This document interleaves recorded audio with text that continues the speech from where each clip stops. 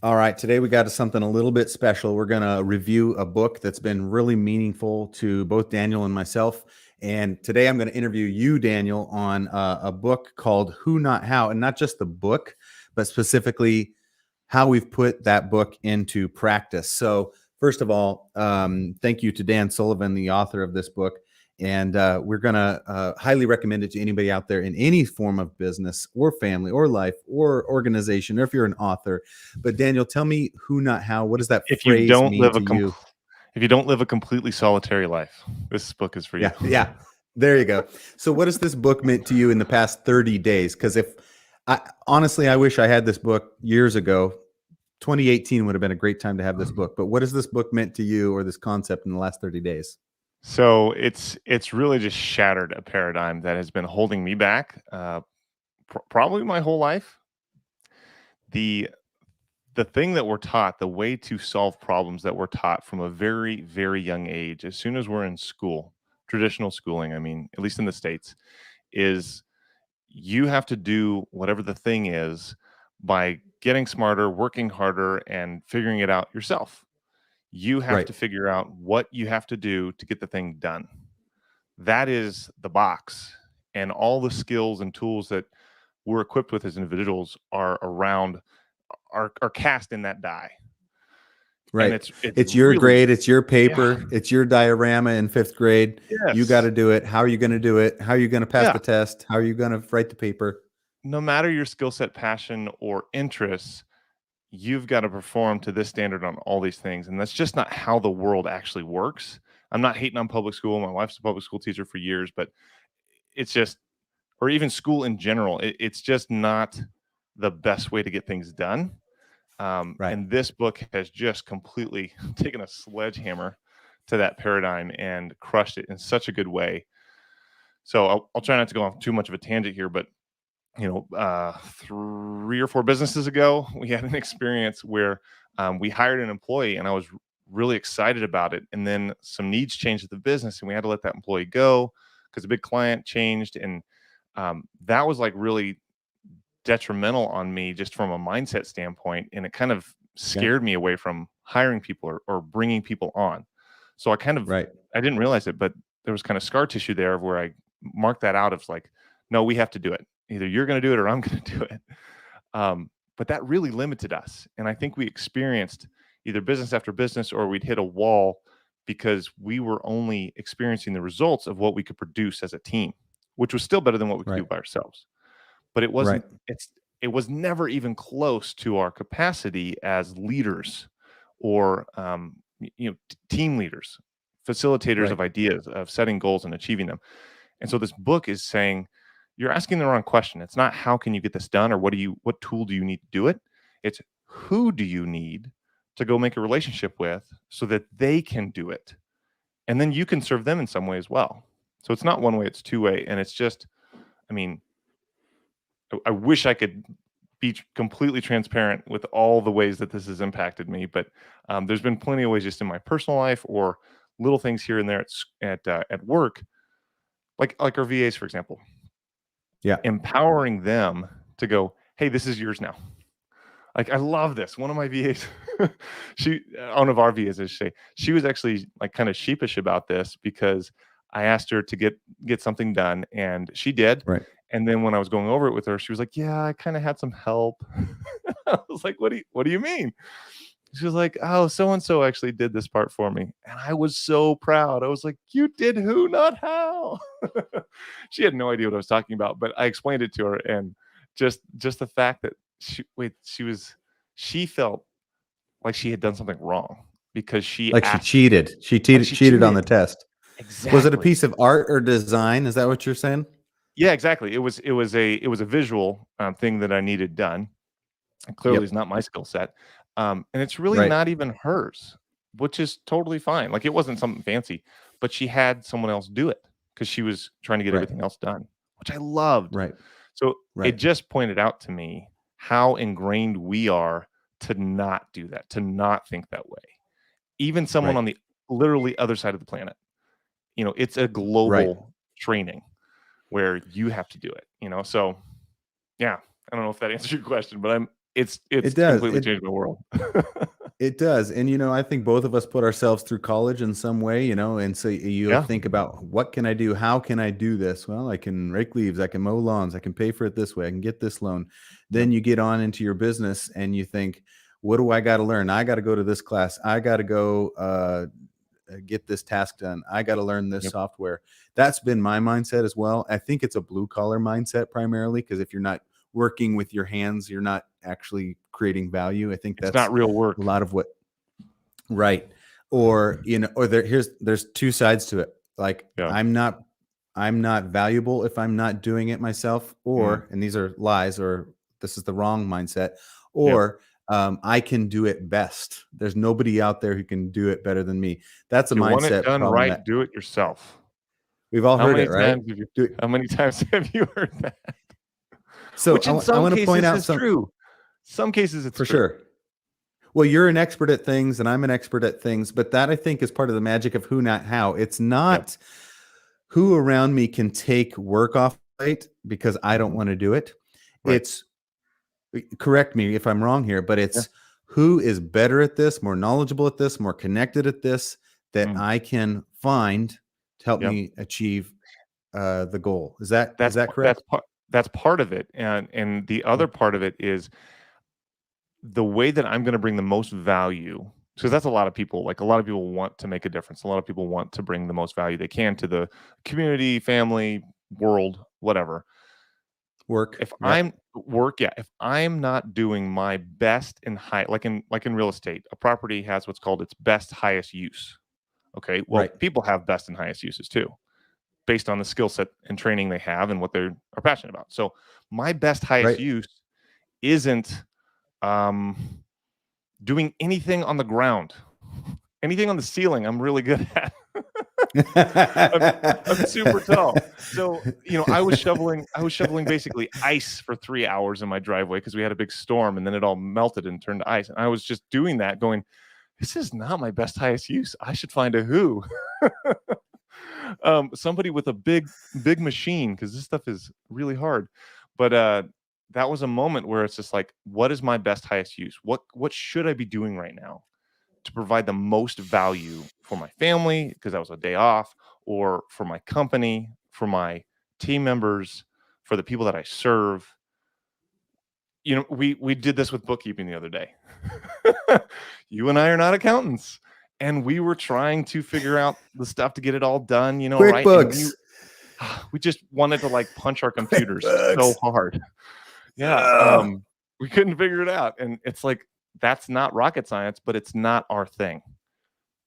Okay. There's a lot of people who love doing that and are really good at it and are honestly way more efficient at it than we are.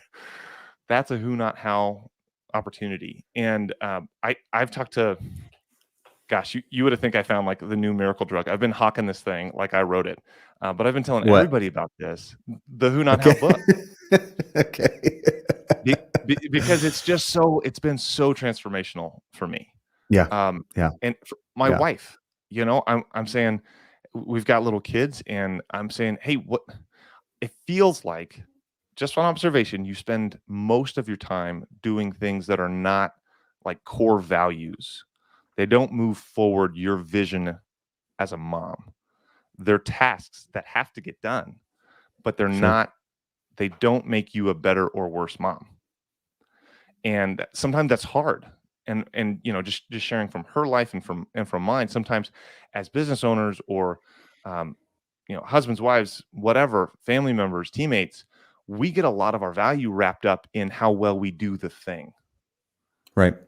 We forget what things we should be doing, or what things that we do that have the highest and best value. So is who, not how only for fancy people that have a big fat bank account who can go out and hire out experts on everything?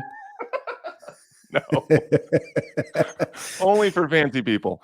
Yes. Because I think there is a dynamic tension here, right? If I could hire the world's expert at every little thing, maybe I would. Maybe not. Maybe it's still a mindset barrier there. But think about you get where I'm going with this? Can you address any of that? Totally. And, well, I'm just going to outsource all the tasks I don't want to do. I'm going to have a personal chef come cook all my meals. Like, that's not practical for everybody. I think that would be super cool, but the point isn't, start writing checks and just stop doing stuff. It's take stock of the things that you're spending time on. Family life can be really complex and kind of a hot topic, but let's shrink it to your business.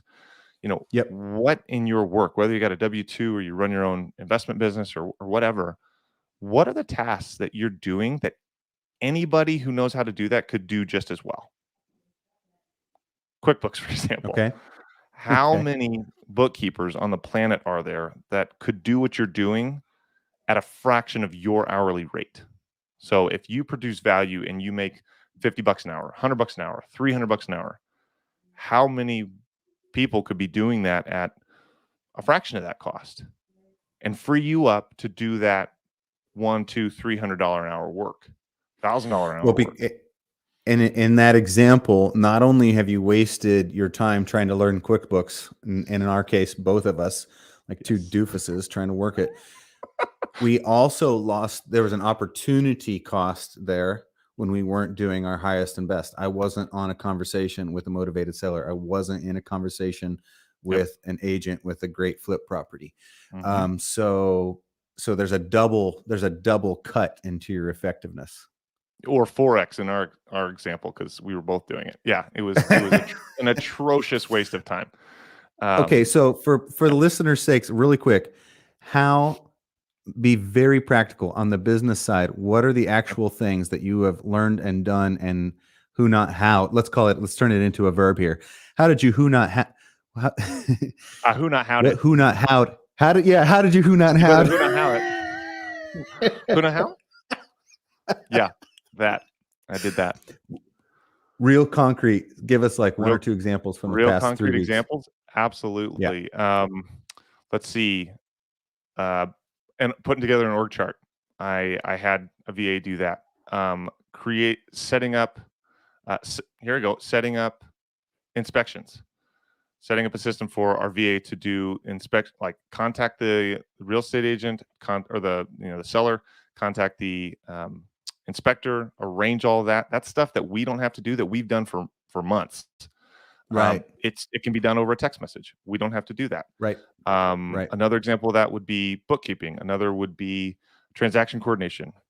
I'm going to throw one in. One in. Hold on. In my past life, I would have been like, get me inside that art program and I'll create a logo. And we would have a logo by the time it was done, but it would suck. That may or may not have happened a couple times. Okay, for example, this beautiful thing that we have around us right now, all that artwork, compare that to the first version we had. Now you get total props for taking massive action and busting something out, and we had something awesome. Good for you. But where am I at? Over there, that tiny innate little animated thing, our boy Ariel busted that out and did awesome. This whole cityscape thing, all this artwork, like he did it for a fraction of the cost that it would cost you to do it because of time-wise, the negative cost opportunity. Mm-hmm. And he does a way better job because this is his thing. Right. Like, he's a gifted artist. Right. And he loves the work. So to be able to, not only that, hear me on this. We covered this last time, 1 or 2 episodes ago, but like unintended happy coincidences or unintended consequences. Goodness, if I could talk. Yes. Yeah.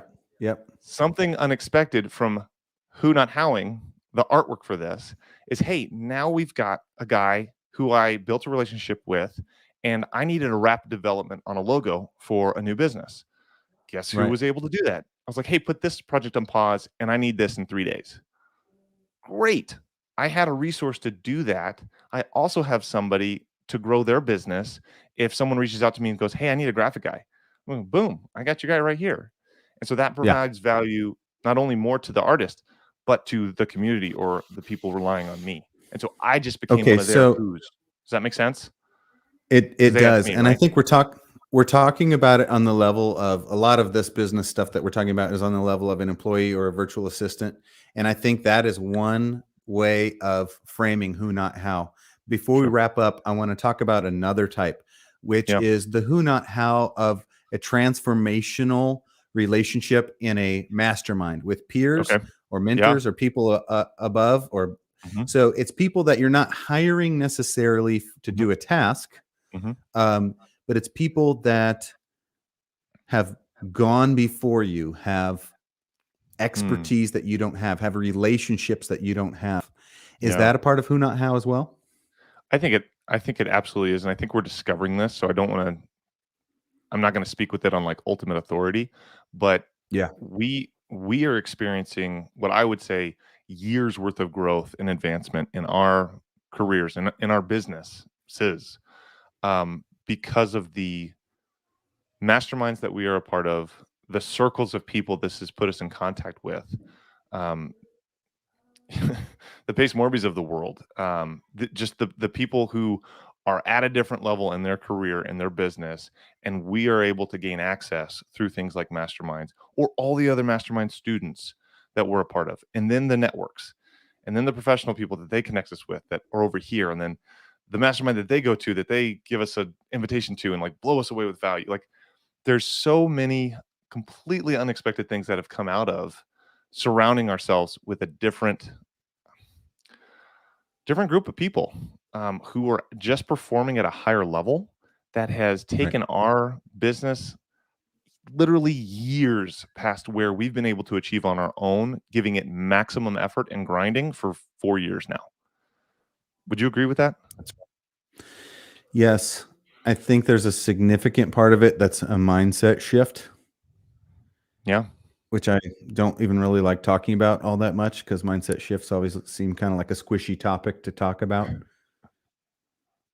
But then you combine that with, Jorge put together that 90-day game plan that we've been a Yeah. part of. When you've got other people Hmm. reaching as high or higher than you, Hmm. that pulls you up. If you play ping pong with people that are always worse than you never really get better. But I Yep. once had a Japanese exchange student who held the Oh. paddle upside down and does the Uh-huh. full arm, Oh yeah. and that summer that we had that school year that we had a Japanese exchange student, I became a Yeah. lot better at ping pong. I think it's the Oh yeah. exact same principle. Who do you run around with? Who do you spend time with? Who do you Yeah. get Mexican food with?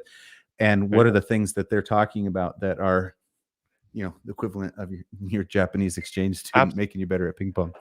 Absolutely. The level of ideas, the questions, and I've been telling people this, the questions that I'm asking, the books that I'm reading, the concepts that I'm thinking Mm, through, the vision that I'm casting.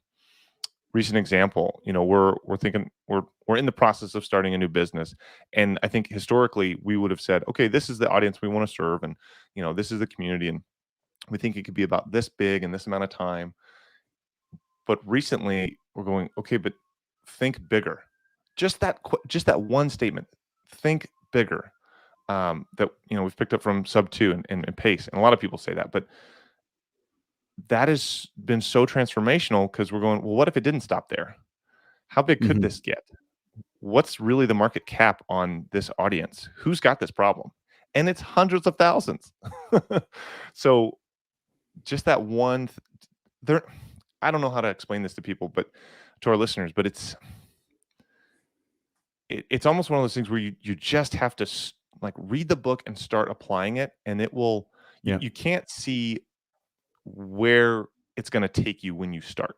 You just have to Yeah. start and Right. believe it. Take it on faith from people going before you that it will just blow you away where it takes you. So Yeah, yeah, yeah. And I'll end with this. These two examples that the author gave that were really helpful to me and might be helpful to listeners, where yeah, one, the book was actually written.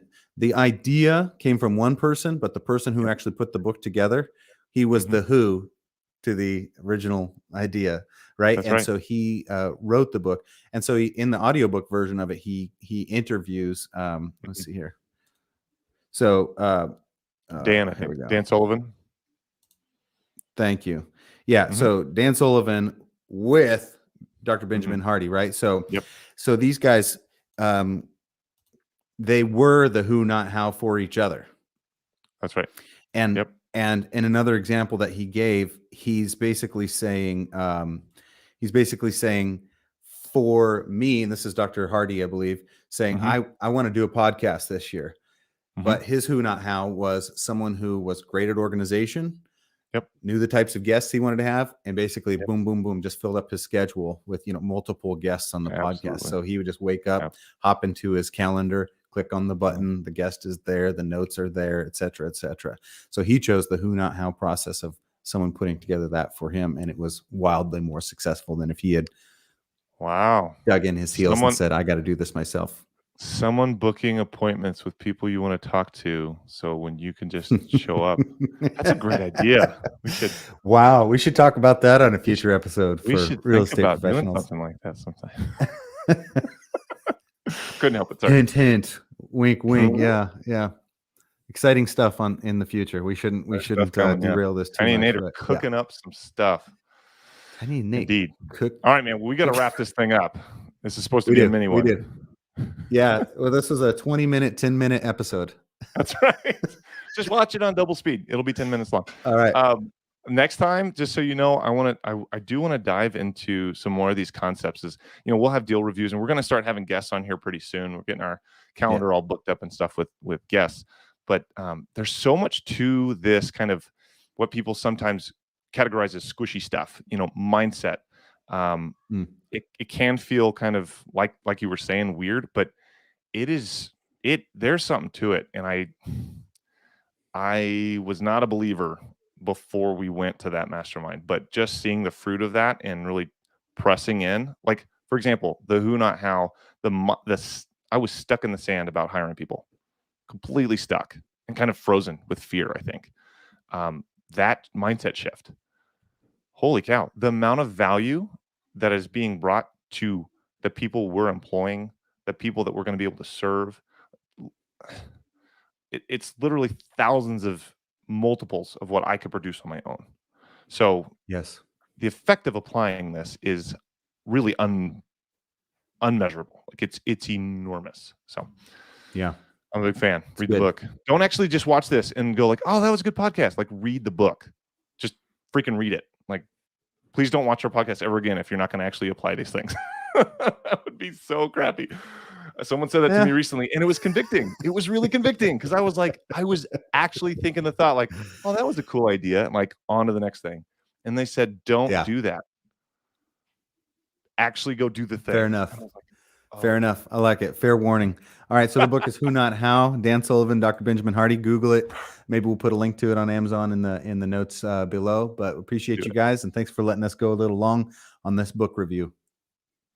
See ya. We're out. See you on the next